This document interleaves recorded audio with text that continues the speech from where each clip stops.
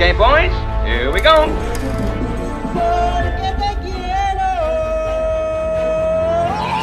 Halo guys, balik lagi dengan celengan film. Kali ini Mimin mau menceritakan sebuah film Cina berjudul Set Off.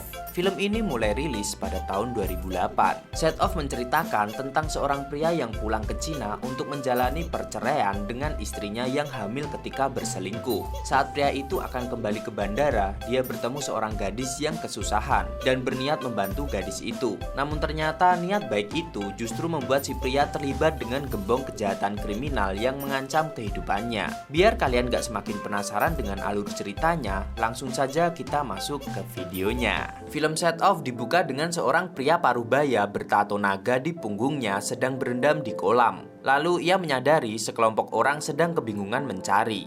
Saat kelompok itu pergi, tiba-tiba dari dalam kolamnya seorang laki-laki bernama Bao muncul dari persembunyian dan segera berlari. Kemudian Bao menghubungi kekasihnya bernama Xia untuk melapor bahwa ia sedang dikejar-kejar orang yang menginginkan uang. Sementara itu, seorang lelaki parubaya bernama Cui baru saja turun dari pesawat langsung memesan tiket dan berangkat lagi usai menerima telepon. 今天晚上最晚一班，还有位置吗？凌晨2点的可以吗？可以。刚刚下飞机的。对。您确定要这一班吗？确定。 Cui menemui istrinya yang meminta cerai dan ternyata datang diantarkan seorang pria tak dikenal. Setelah mendapat hiburan dari temannya, di tengah perjalanan naik taksi untuk kembali ke bandara, Cui dicegat oleh Xia yang mengaku sedang dikejar-kejar orang jahat. Xia menggoda dan meminta untuk diantarkan. Namun setelah sampai, Xia justru muntah di baju Cui yang menolongnya. Sang supir taksi yang marah pun memilih untuk menurunkan Cui bersama Xia yang muntah dan meninggalkan mereka. 不是，你看我这还怎么走啊？我一会儿还交车呢，我这还得先洗车去。那也用不了100呀，洗车不花钱呀。哎，师傅。 Akhirnya karena tidak tega, Cui pun baik hati mengantarkan Xia itu sampai di kamarnya. Kemudian saat sedang membersihkan baju akibat terkena muntahan, Xia yang ternyata sudah sadar akhirnya justru mengamuk melihat Cui memukuli dan mengusir Cui dari kamarnya. Sementara Cui kebingungan di depan pintu karena harus mengejar pesawat. 姑娘，我要赶飞机，姑娘。 Saat ia berisik, para penjudi di kamar sebelah memarahinya hingga Cui itu minta bantuan ketika telepon milik Xia yang ia bawa berbunyi. Tapi yang terjadi justru malah perkelahian besar antara penjudi dan teman Xia tersebut. Akhirnya setelah mendapat pukulan, Cui yang mengejar pesawat itu justru ditangkap polisi. Cui yang awalnya bermaksud baik itu menjelaskan apa yang terjadi. Namun polisi tidak percaya karena ucapan Cui terlalu tidak masuk akal. 你看啊，3更半夜你带着2个你不认识的人去打一个和你没有关系的人，还要再去一个你不认识的女同志的房间里拿你的行李。你要是我，这事儿你信吗？ Cui pun ditahan 1 malam dan baru bisa keluar keesokan paginya setelah dibantu teman yang bekerja di perfilman. Teman itu juga memberikan Cui pakaian agar tidak kedinginan. Tapi itu justru adalah pakaian dari dinasti kerajaan sehingga Cui tampak sebagai orang bodoh di mata orang-orang. Cui akhirnya kembali ke apartemen Xia untuk mengambil koper dan paspor. Namun, Xia ternyata tidak di rumah dan lupa mengenai kejadian semalam. Dengan terpaksa, Cui pun datang ke tempat yang Xia maksud, diikuti oleh orang yang mendengar percakapan itu. Namun, saat Cui memberikan telepon pada Xia, Xia langsung menyadari bahwa ada yang mengejarnya dan menuduh Cui sedang menjebak dirinya. Xia pun langsung berlari dan kejar-kejaran dengan Cui dan penguntit yang mengincar Xia. Setelah kejar-kejaran hebat yang mengorbankan baju dinasti milik Cui, pada akhirnya Xia berhasil tertangkap oleh para penguntit. Cui pun tidak mengerti apa yang sebenarnya terjadi. Tapi karena Xia mengaku bahwa Cui adalah pacar barunya, akhirnya Cui pun ikut ditangkap dan disandra. 挂2回，这哥们儿是你朋友啊？他是我新男朋友，亲爱的，你快走，别管我了。说什么呢，乱七八糟的，品味不错呀。 Cui sempat berusaha untuk menelpon polisi, namun justru salah menelpon pemadam kebakaran. Hal itu diketahui para penguntit sehingga ponselnya dibuang. Penguntit itu hanya ingin mengetahui keberadaan Bao. Namun Xia bersikeras tidak mau memberitahu. Akhirnya Xia ditinggalkan di gudang dengan tangan diborgol dan kuncinya dibuang. Setelah itu Xia justru menyalahkan Cui karena menganggap bahwa ia tertangkap karena Cui. 英雄啊，赵师， 没听我会来这儿吗？没他们能找着我吗？没听我会这么惨吗？都是你！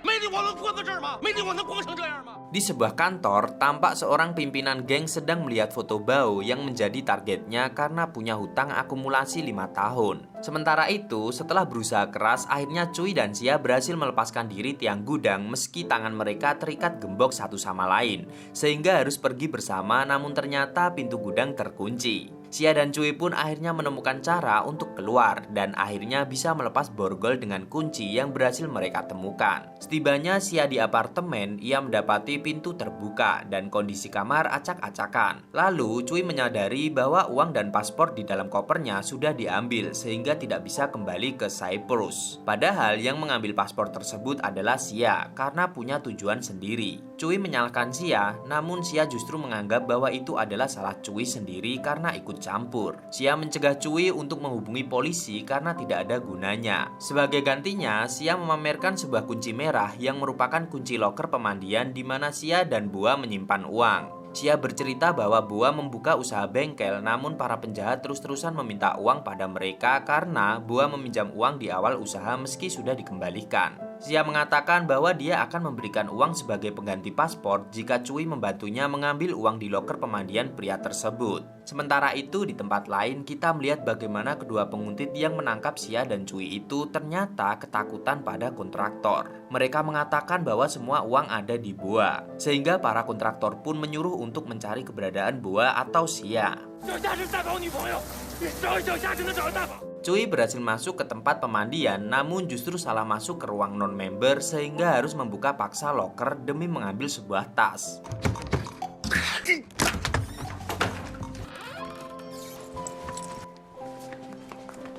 Xia pun tampak senang dengan keberhasilan Cui sehingga mentraktir makan di restoran mewah. Namun saat akan membayar, Xia menyadari bahwa tas yang diambil Cui salah dan berisi pistol. Akhirnya dengan cerdik, Xia dan Cui yang tidak bisa bayar menunjukkan kartu identitas reporter sehingga mengelabui manajer restoran dan sehingga mendapatkan makanan gratis. 我们是工商时报的记者，最近呢有很多读者反映啊，本市多家的饭店由于不明原因引起食物中毒，撞上了，还真不是特意来暗访的，怎么这么不小心呢？ 不好意思，算了吧，算了吧，这单免了吧。 Saat sedang perjalanan pulang, Xia dan Cui menonton berita televisi di mana ternyata sindikat penjahat besar telah ditemukan. Dan ternyata sebuah rekaman CCTV menunjukkan wajah Cui yang sedang mengambil senjata di loker pemandian. Kini Cui menjadi buronan polisi. Tapi saat itu juga Xia menyadari kebodohan Cui yang ternyata salah masuk ruang non-anggota. Cui bermaksud menyerahkan diri ke polisi agar mendapat keringanan. Namun Xia melarang niat itu. Saat Xia tiba di apartemennya bersama Cui, ternyata beberapa orang sudah menunggunya, sehingga ia pun berlari kejar-kejaran. Cui menggunakan pistol di tasnya untuk mengancam para penjahat, lalu kembali kabur dan bersembunyi di got untuk sementara waktu. Cui! 这些人为什么也追你呀？ 应该是为那笔钱吧。 Kemudian Xia mengajak Cui untuk menuju tempat persembunyian khususnya dan beristirahat di sana sambil memikirkan rencana. Cui pun teringat pada teman baiknya dan segera menelpon untuk minta bantuan. Teman Cui itu bersedia ditemui esok hari. 我这排着，跟着排着呢。明天早上到剧组来找我啊！叫这么着，叫这么着。 Di tengah malam, Cui dan Xia mengobrol lebih dekat mengenai kehidupan mereka masing-masing. Cui menceritakan bagaimana ia hidup di Cyprus untuk mengumpulkan uang demi istrinya. Namun mendapat kabar bahwa istrinya hamil bukan anak Cui dan akhirnya bercerai. Xia pun menceritakan rencana masa depan yang disusun oleh ia dan Boa yang memperlakukan Xia dengan baik. Cui pun menganggap bahwa Xia tangguh di luar namun baik di dalam. Hal itu membuat Xia merasa bersalah karena telah menyembunyikan paspor Cui. Keesokan hari, Cui dan Xia datang ke tempat teman Cui untuk meminta bantuan. Namun ternyata teman Cui itu sedang sangat sibuk sehingga berpikir untuk mendandani Xia sebagai laki-laki agar bisa masuk. Xia setuju dan akhirnya berangkat ke pemandian. Namun ternyata tempat itu tutup dan dijaga oleh polisi. 这么快，钱拿到了吗？ 天眼整的都是警察，进不去。 Saat melihat tekad Xia, Cui terharu karena menganggap bahwa Xia melakukan semua demi paspor Cui. 下，你别抓了，把我也供出去。有罪咱们一块担着。 Akhirnya saat terjadi keributan di pemandian, Xia bisa mendapat kesempatan masuk dan akhirnya berhasil mengambil tas berisi uang Boa. Saat tiba di kamar persembunyian dengan perasaan senang karena berhasil mengambil tas Boa, tiba-tiba suasana menjadi mencekam setelah Cui menyadari bahwa uang tersebut adalah uang palsu.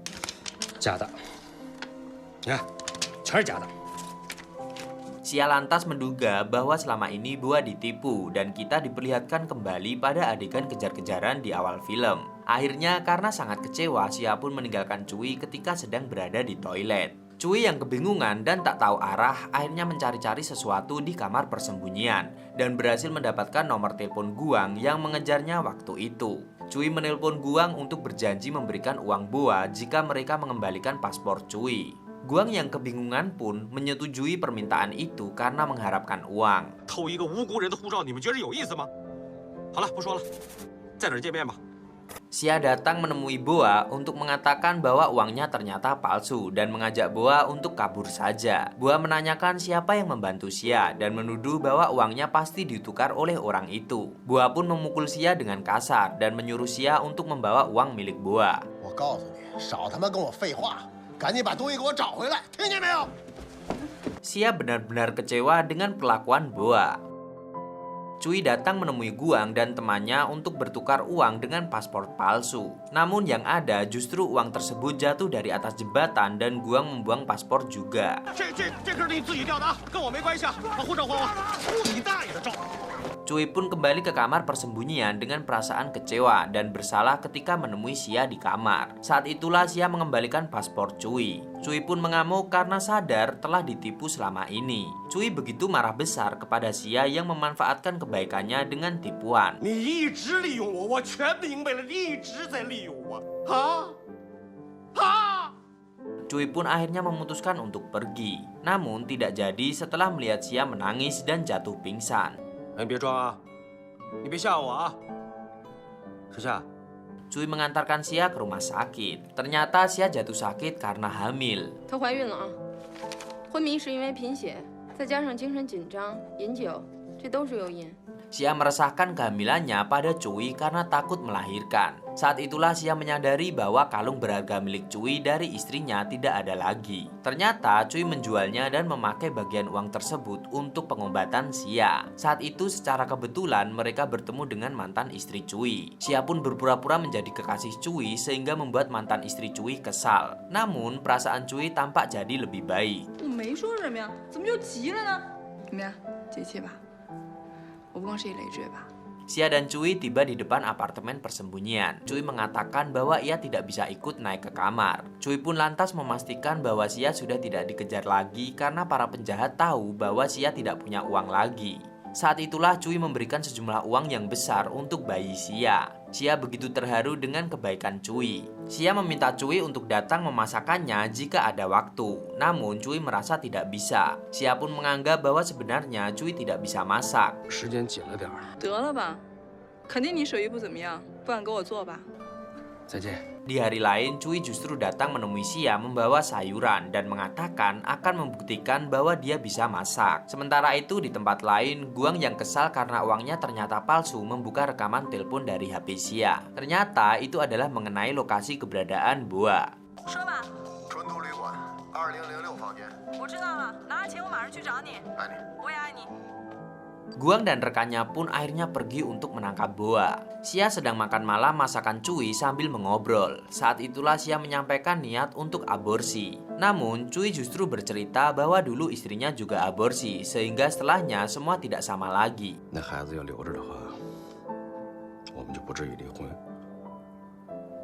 Xia memberikan Cui handphone sebagai ganti handphone Cui yang dirusak Guang. Setelah itu, Xia dan Cui berpisah karena Cui harus ke bandara. Xia meminta dipeluk, kemudian Cui berbicara hangat kepada bayi di perut Xia sehingga Xia merasa terharu.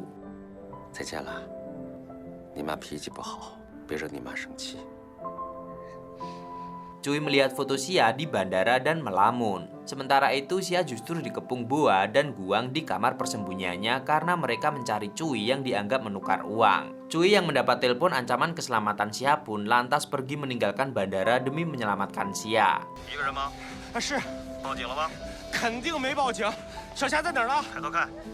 Boa dan Guang merasa Cui tidak mau menyerahkan uang, sehingga mereka pun menyiksa Xia dan Cui. Namun, rombongan peserta syuting di tempat tersebut akhirnya membantu mereka dengan menakut-nakuti sebagai polisi sehingga Guang dan komplotannya pun kabur. 你们已经被包围了，还真报警了。Bua dan Guang pun akhirnya justru disiksa oleh para kontraktor. 大哥，你看我那份儿。